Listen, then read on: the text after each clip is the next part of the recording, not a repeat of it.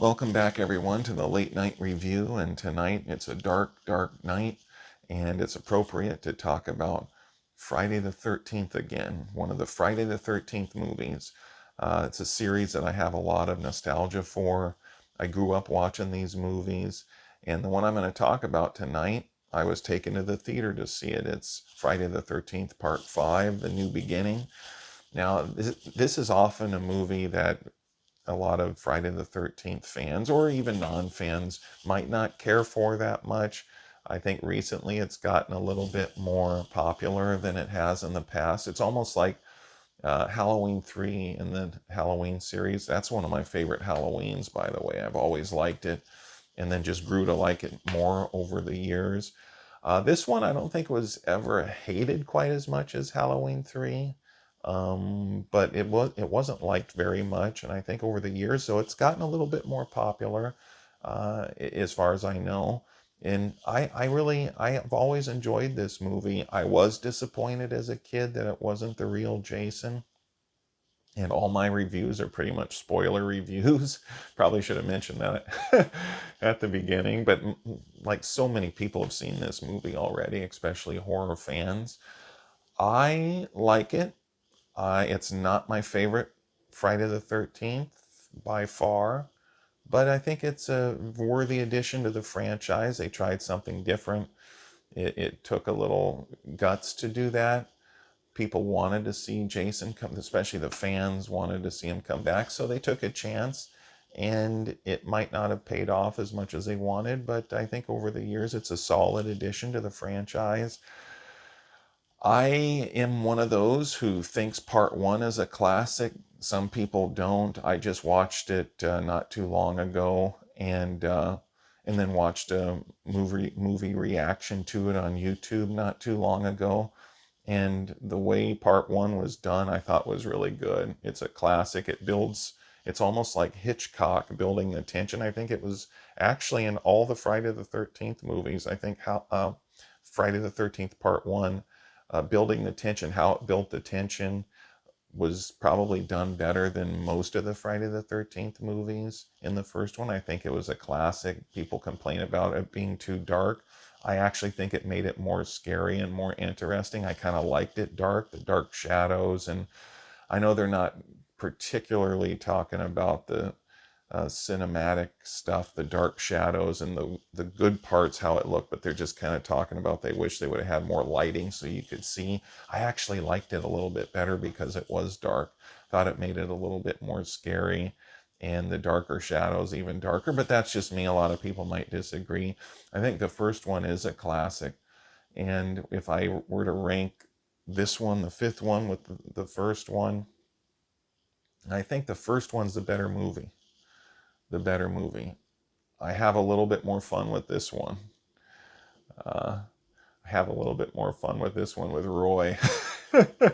Roy, played by Dick Weand. I think it's Dick Weand. I hope I'm pronouncing that right. I thought he did a good job as Roy. A lot of people um, give him the credit for playing Jason.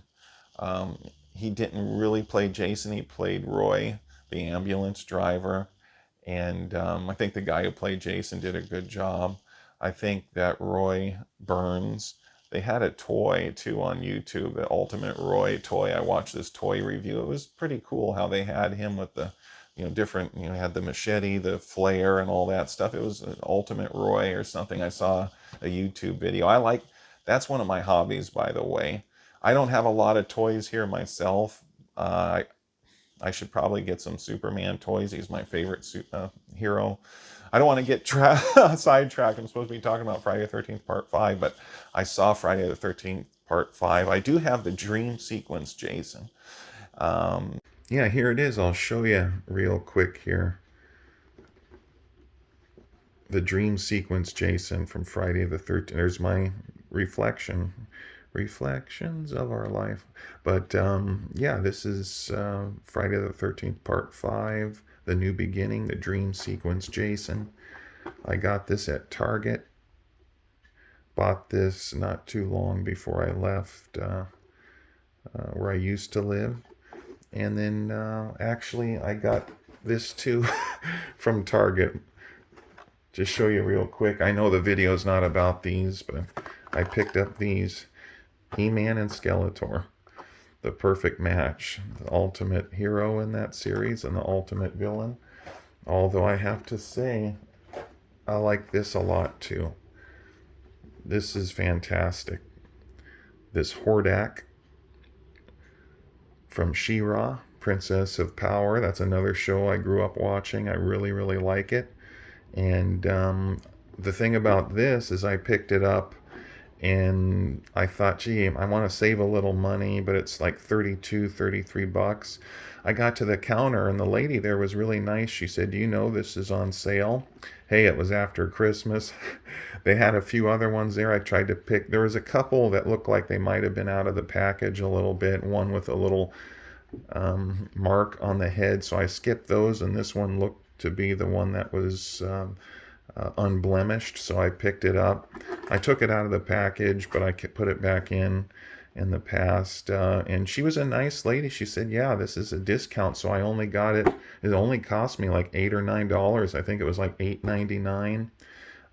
So yeah, I got a really good deal on it. Happy to save the money. The video's not about this. She told me when she was younger, she got the big spider from the series. And at first I didn't know what she meant, but a little bit later I figured, oh, she must have meant the Fright Zone. Hordak's fortress, the Fright Zone. So just thought I'd show you that. And this, of course, that's the movie I'm talking about tonight. But I don't have the Roy Burns Jason, and I watch that sometimes. Sometimes I'll look at YouTube videos of Superman toys, horror movie toys, maybe He-Man, Thundercats. That's one of my hobbies. I don't have to collect them all. Let other people do it, and then I'll watch those videos. But anyway, yeah, the Ultimate Roy Burns. But I thought he did a good job. You see, I've seen interviews with him. He seems like a rather very nice and charming man in real life. Dick Wien. I think he did a good job in here. I think his part wasn't that big. I wish he would have had more scenes. I think they they did a pretty good job in this film all around, but not great. It's not one of the strongest Friday the 13th movies, but I had to do a review of it because I do have nostalgia for it. I enjoyed it. I liked it. I think the dream sequences in here are good. The Tommy Jarvis character, I actually think, was it Shepard? John Shepard who played, I'd have to look it up again, but I think John Shepard played Tommy Jarvis in here. The thing I liked about him is he knew how to fight. He took care of that motorcycle guy pretty good, and I remember seeing that at the theater. Those punches were fast, and I liked him because he knew how to fight. I love the Tommy Jarvis character in Part 6. Of course, Corey Haim did a good job in uh, Friday the 13th Part 4. Corey Feldman, not Corey Haim, they were buddies in real life. Corey Haim was in The Lost Boys, another great movie. He was in Fast Getaway with Leo Rossi. It's actually one of my favorite movies. A lot of people don't know about it. It's funny because I'm a Leo Rossi fan since I was a kid. At least years ago, I followed him. But yeah, Corey Haim was in Fast Getaway, Lost Boys. Those were good movies. Lost Boys was great. One of the best vampire movies of all time. But Corey Feldman did a very good job as Tommy Jarvis. The Tommy Jarvis in Part 6 was great. I liked him, and I liked his portrayal of Tommy Jarvis. And he was also great in Return of the Living Dead. If you want to kind of know my sense of humor, that's one of the funniest movies of all time. And I think it puts most modern comedies to shame. Return of the Living Dead with Clu Gallagher. And that was really funny. But the Tommy Jarvis portrayal in here, I liked actually. I thought the PTSD sequences, what he went through, the dream sequences were effective, and how he acted. I thought it was really good, and I liked the fact that he knew how to fight.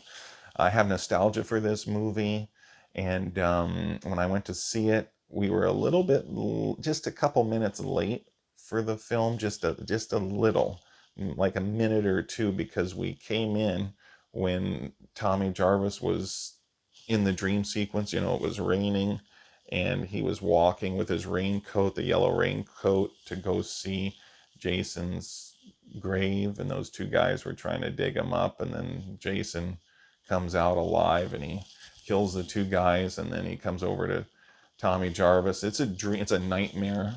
That's the dream sequence Jason, the nightmare Jason. And he raises his machete and he says no, and then it cuts to him as a more grown up, still a young man, but more grown up. And I thought the movie was well done. I think it was pretty well cast. I thought it was entertaining. You figured it was Jason, and at the end they have a reveal that it wasn't. I thought overall this movie was pretty good. I enjoyed it as a kid. I was disappointed it wasn't the real Jason, but I wasn't crushed. I didn't feel really bad about it. I actually enjoyed the film, and it kind of made Jason Lives even better. And I tell you, Jason Lives was my favorite. Jason Lives, I'd seen like 100 times when it came out on VHS. I couldn't stop renting it. Just watch it over and over again. Jason Lives was my favorite night. It was my favorite Friday the 13th movie of all time, and it still is sometimes. It's always a fight between Jason Lives, Friday the 13th, 6, in 3 and 4. 3, 4, and 6 are still my favorites. I love those movies. I go back and forth sometimes. Part 6 was my favorite when it first came out, and 3 or 4 have come up over the years for me, back up again. Part 2's always been solid to me. I always like it's essentially the first movie, but Jason doing the killing, and I like Part 2 a little bit more than Part 1. But this movie is a decent Friday the 13th movie. I like it better than Jason Goes to Hell. When that came out, I kind of liked it, but it was just uh, it was kind of boring to me. Yes, they tried something different. If they would have had it in the style of an Exorcist 3, where Jason jumped from body to body like the Gemini Killer did, it would have been a much better film. But it wasn't executed properly. I thought Jason Goes to Hell was just, nowadays I don't want to watch it. Back then I liked it, especially with Freddy grabbing the mask at the end, setting up that whole Freddy versus Jason thing, which was a really good movie. I saw that at the theater. But yeah, Friday the 13th Part 5, I like it. It's not one of my favorite Friday the 13th, but I I don't dislike it. I think it's a solid addition to the franchise. I think it has some decent scenes in there, some decent kills. It has pretty good excitement. It has funny parts, and pretty much what you would expect from a Friday the 13th movie, except without the real Jason. It's pretty much it's very similar to the others, but just not, to me, not as good as 3, 4, and 6. I think those had the most powerful and threatening Jason. Especially in part 6, he was the most powerful, but 3 and 4, how he looked and how he was portrayed by Richard Brooker and then Ted White was just probably the scariest Jason, the versions of Jason. Part 6, though, C.J. Graham was, and I always thought Kane Hodder played Jason in part 6, but it was C.J. Graham. He did a great job as Jason. And the reason I thought it was Kane Hodder is because the VHS that I always rented said Kane Hodder. If you ever find an old copy of Friday the 13th Part 6, from the, like I had this, was, we rented it from the video stores, like, oh gosh, Opening Night Video, Magic Video, a Video Stop, I think. These stores we went to when I was a kid, but it said Jason played by Kane Hodder, Friday the 13th Part 6. So I thought it was Kane Hodder because it actually said it on the VHS copy that I watched. But it was C.J. Graham, I found out later, and gee, I thought he did a good job as Jason. I thought it was a good movie, but Friday the 13th Part 5, not even close to Jason Lives to me, but it's a solid addition to the franchise, and it was, it's worth watching, I think, and it's a pretty good movie. And if you haven't seen it, give it a shot, check it out. It's fine. You may or may not like it, but if you're a Friday the 13th fan, I think you'll probably appreciate what it tried to do. Jason's not really in it, so that might make you mad. But I thought it was a fine film. If I ranked it, it'd probably be, it's definitely in the lower half of the Friday the 13th films for me, but still okay. I liked it, still do. So anyway, this has been the Late Night Review. Please like and subscribe and hit that thumbs up button. If you subscribe, you should just get a notification that a new video has appeared on my channel. I uploaded a new one, and you'll probably get a notification on the device that you use to hit that subscribe button. So anyway, everybody, thank you for joining me tonight. This has been the Late Night Review. Take care.